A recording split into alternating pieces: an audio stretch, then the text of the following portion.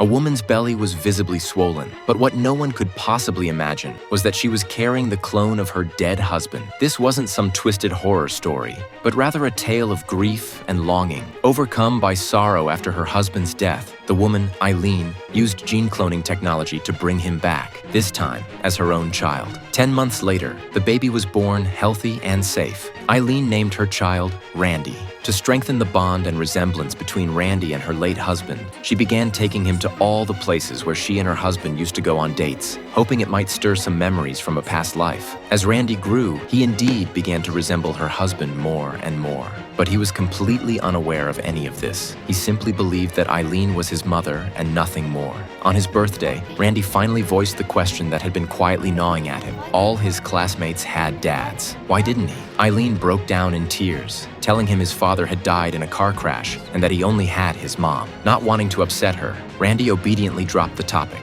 After all, to him, Eileen was the kindest person in the world, strong, independent, and beautiful.